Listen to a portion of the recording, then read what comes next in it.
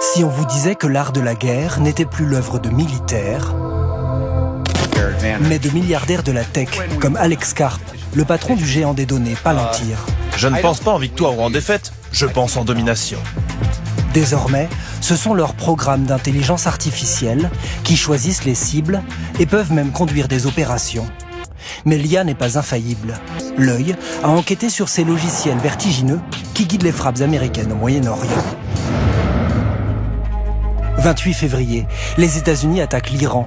Sur les 12 premières heures de guerre, un objectif est frappé toutes les 45 secondes.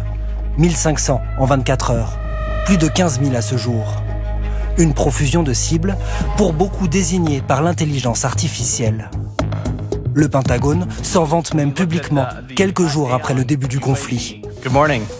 Par la voix de son monsieur IA, avec démonstration en direct du logiciel Maven.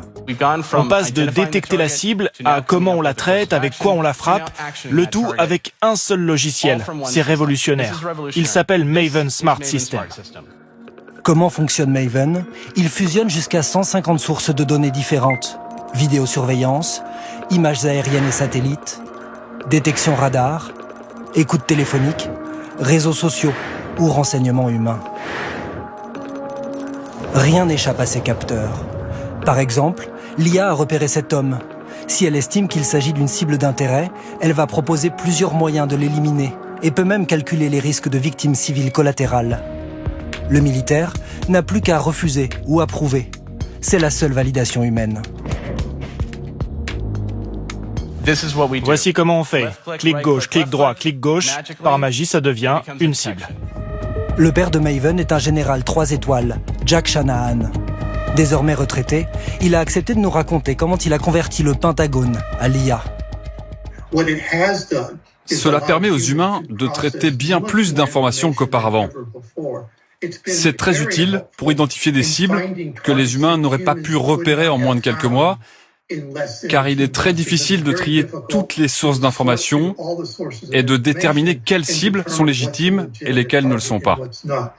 Là où ce régiment mobilisait 2000 analystes, grâce à Maven, il n'en faut plus que 50. Pour développer le logiciel, le Pentagone a eu besoin des sociétés privées de la Silicon Valley. Google d'abord. Mais dès 2018, ces ingénieurs sont effrayés par les dérives possibles et forcent la direction à jeter l'éponge. Un autre champion de la tech récupère le programme. C'est Palantir, leader dans l'analyse des données et la surveillance, qui revendique une éthique belliqueuse bien à elle. Des logiciels qui dominent. En moins de 10 ans, Maven devient un logiciel à la puissance quasi infinie. Nous sommes capables d'identifier et d'éliminer nos adversaires d'une manière plus précise, plus rapide et plus meurtrière que quiconque dans le monde. Mais que se passe-t-il si le logiciel se trompe? Une tragédie jette le trouble. Le bombardement de l'école de Minab, dans le sud de l'Iran. 155 morts, dont une majorité de jeunes écolières, dans une bavure probable de l'armée américaine au premier jour de la guerre. Les cartes utilisées n'étaient pas à jour et indiquaient par erreur que le bâtiment de l'école faisait partie d'une base militaire. L'intelligence artificielle est-elle en cause? Une enquête est toujours en cours, nous assure le Pentagone. Mais la question taraude jusqu'aux créateurs de Maven. Je vous le dis, il y a des analystes qui ne dorment plus à propos de ce qu'il s'est passé en Iran. Je vous promets, personne ici ne se dit « Ok, c'était une école, ça a foiré ». Il y a des gens qui vont y penser toute la nuit. Est-ce que vous êtes parfois effrayé par les capacités du système que vous avez contribué à créer? Je commence à me demander, est-ce que ça peut faire des choses que je n'avais pas prévues? La réponse, de plus en plus, c'est oui. Une récente étude britannique a fait s'affronter des modèles d'IA dans des simulations de conflits. Claude, ChatGPT ou Gemini, à la tête d'armées virtuelles. Le résultat a effaré ses auteurs.